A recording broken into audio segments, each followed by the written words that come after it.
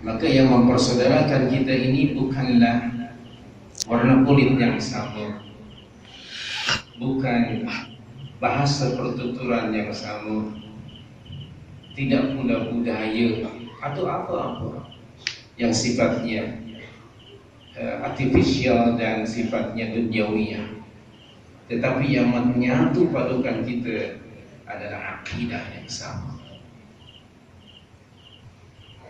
Konsep of faith, konsep of belief, itu yang menyatu padukan kita. Dan tidak ada sesiapa pun yang dapat menyatu padukan hati manusia melainkan Allah Subhanahu wa ta'ala. Tiada perpaduan without Islam. Jangan bincang perpaduan, persatuan tanpa Islam. Nonsense. Kalau cakap perpaduan, in the same time kita meninggalkan agama. Alhamdulillah, merujuk pada topik yang hendak dibincangkan, saya rasa antum lebih tahulah kerana ia berlaku di sini, sekalipun ia berlaku di Jakarta. Barangkali merujuk 212 ya, barangkali merujuk ke situ. Satu fenomena momentum yang sangat dianggap oleh orang extraordinary, sesuatu yang luar biasa, di mana tanpa dijemput, tanpa diundang, umat semuanya bersatu padu di satu tempat untuk menzahirkan perasaan akan sesuatu yang mungkin telah mengguris jiwa dan hati umat Muhammad SAW ini. Saya takkanlah bincangkan topik itu in detail, because you know better than me karena peristiwa itu berlaku di sini. Tapi momen ini bagi saya salah satu di antara juga berbagai nikmat, sehingga umat bangkit. Kebangkitan ini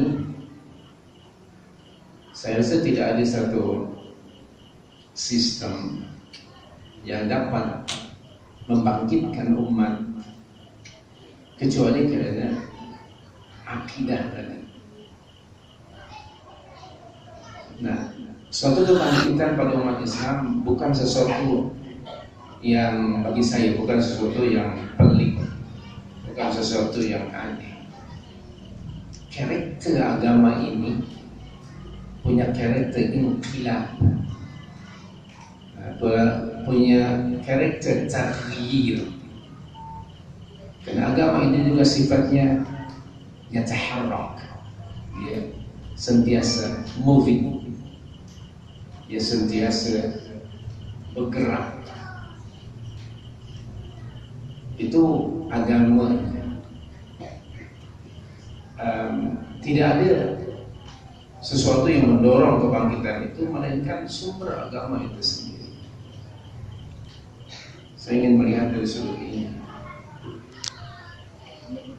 Kerana Al-Quran itu sendiri sebagai sebuah kitab suci yang punya karakter mengubah suatu keadaan yang tidak baik kepada lebih baik dalam semua aspek. Dan Al-Quranul Karim adalah kalam Allah dari Sang Pencipta yang telah menyediakan segala keperluan manusia, sama ada yang bersifat material ataupun spiritual. Allah menciptakan kita terdiri daripada dua elemen ini. Dalam surah Hamim As-Sajdah ayat 7 hingga 10, sila rujuk. Allah menciptakan kita terdiri daripada fizikal, yaitu badan, dan kedua spiritual aspek, yaitu roh. Dengan dua elemen ini saja bagi manusia belum dikira sebagai hidup. Kerana makhluk Allah yang lain juga diciptakan oleh Allah terdiri daripada dua komponen ini. Oleh itu,